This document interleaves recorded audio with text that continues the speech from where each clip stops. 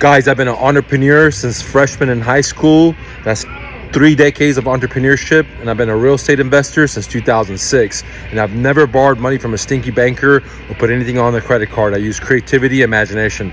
Today's lesson is about how do you fund your rental properties? How do you fund, if you're a landlord, how do you come up with the funds to buy rental properties? Okay, so let's dive in. I'm going to talk about the dumbest way, and at the very end, I'm going to talk about the most smartest way. So stay to the end.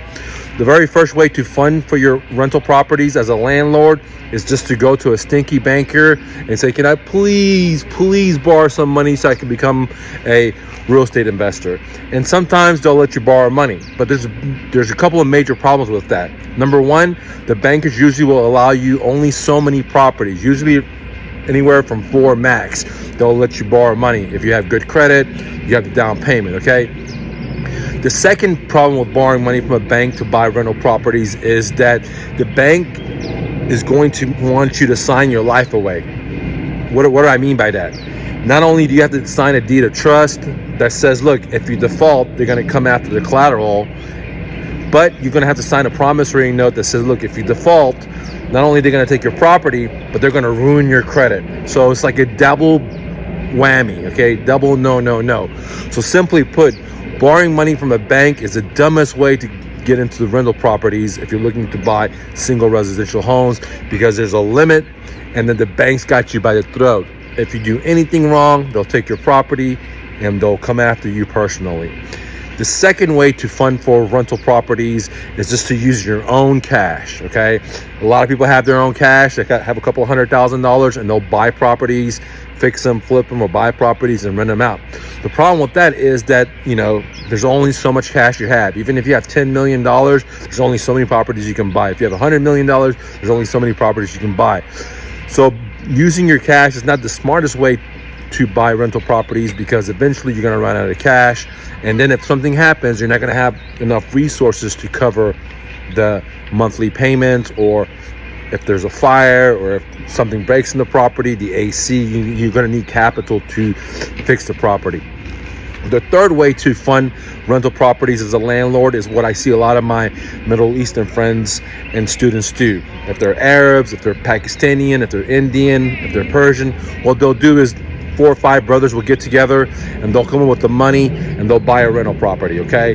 And that is a much smarter way to do it than, going to a stinky banker or going and using your cash, because now you're pulling your money together, a bunch of people, and you're risking less money down, so you have more money as a cushion, okay? Now let's get to the juicy part. The fourth way, this is the best way, okay? The best way to buy rental properties is what I teach at my real estate dojo, is finding off-market properties from motivated sellers and making them become your bank. How does that work? Well, there's only 2 ways. If I talk to a motivated seller, he may have a mortgage, he may not have a mortgage. If he has a mortgage, I'll buy their house called subject to, aka seller financing. If he doesn't have a mortgage, I'll still buy their house with seller financing. So the point of the story is, if they have a mortgage, if they don't have a mortgage, I can still get seller financing. Now the key is, to get seller financing, you need motivated sellers. It's not going to work with the average Joe on the MLS. This is why I never look for properties on the MLS. The MLS is for retail buyers. As a professional real estate investor, what I teach my students is, you're not a retail buyer. You got to go and dig yourself and find the gold. Or you can go to the coin shop and pay the premiums and buy the gold yourself, okay, at retail price. Which one do you want? Now, one of the benefits of buying directly from owners and letting them become your bank is, the way I teach it is, I always negotiate a non-recourse loan. Simply put, what that means is, I tell the seller, hey, Mr. Seller, if I happen to default, if I'm driving down and the car hits me and I die, okay, you can come and collect the property. In other words, you can come take the collateral and that's it. You're not going to be able to come after me or my company EIN number or any of my corporations, because we signed a non-recourse loan.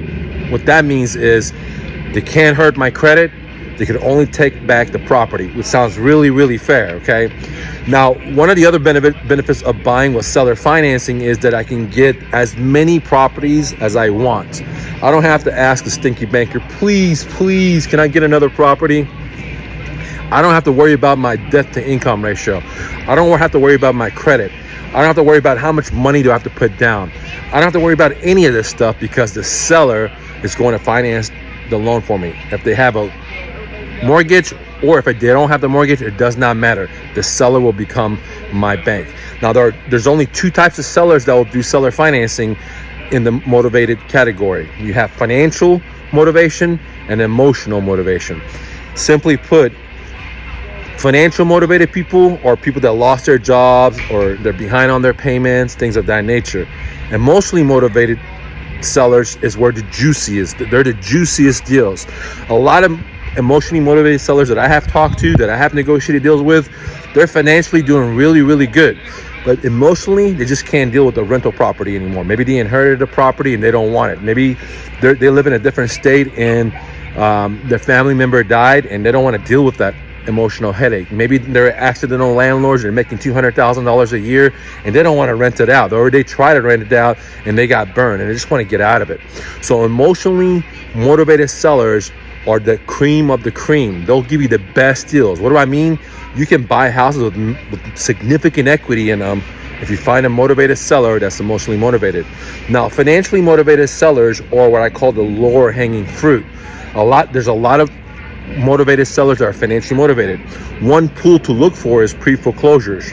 Another pool to look for is the divorces. Another pool to look for is the expired MLS.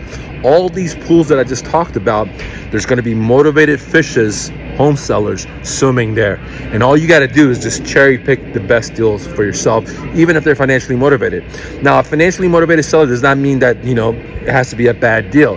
But normally the deals are like this: marginal equity, no equity, or negative equity. Okay. But if you find an emotionally motivated seller, you'll find deals that have free and clear. You'll find sellers that have high equity, medium equity, low equity, and no equity, negative equity, or zero equity, guys. Okay.